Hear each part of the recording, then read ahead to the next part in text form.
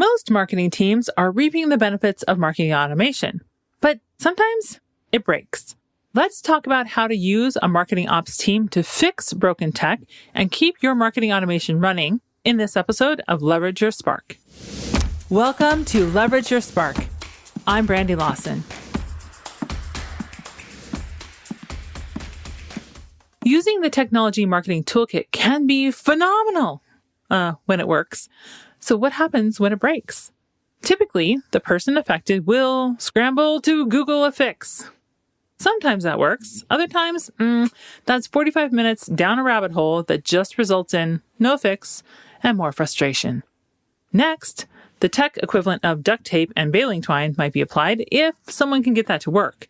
But often what happens is that when a piece of the marketing automation system breaks and there's not someone to fix it, it just gets circumvented, rerouting around it like a river that got stopped up. The reroute is not very efficient or effective, but necessary to keep going. And over time, these patches and reroutes can really add up, and a system that was once reaping the benefits of marketing automation is now maybe not even much better than doing it all manually.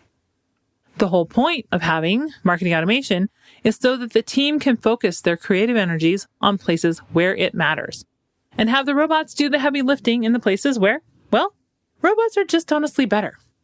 The tech also creates systems to put information in places so it can be shared or actions taken on it. Marketing automation is how technology enables smaller businesses to serve clients and grow revenues like enterprise businesses. It's frustrating when things change because updating can be a time suck. There's stuff to learn, plans to make, and then you have to do the work to actually do the move. Let's shortcut your move to Google Analytics 4. Grab the quick and dirty guide to Google Analytics 4 setup to get just what you need to know to easily move to this new platform. Download the free guide at getffx.com/GA4. What to do when stuff breaks? Well, Googling certainly is an option, but maybe a better option is to have a marketing operations team at the ready to fix the problem.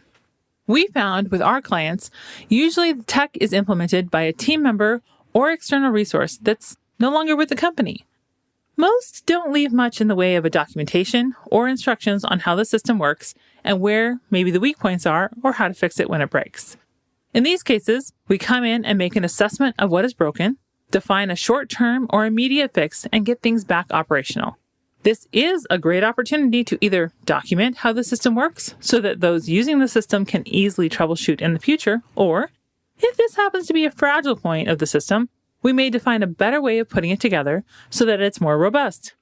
If this upgrade is needed, we'll then also document that so anyone who comes along later can interface with the system and continue to make upgrades as needed.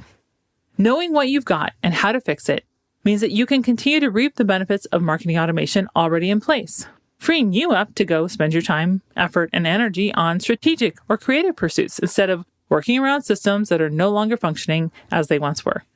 Also, when a marketing ops agency comes in and properly documents systems, future fixes are easier, and the team can experience less downtime. In the next episode, we'll talk about using the marketing operations team beyond just keeping your marketing tech toolkit working, how you can use them to expand the capabilities of your marketing automation. Do you know ratings help others discover this podcast? I know, it's kind of a big ask, but if you would take a moment to go to ratethispodcast.com/spark and drop us a rating, it helps us get found by other listeners who need this info.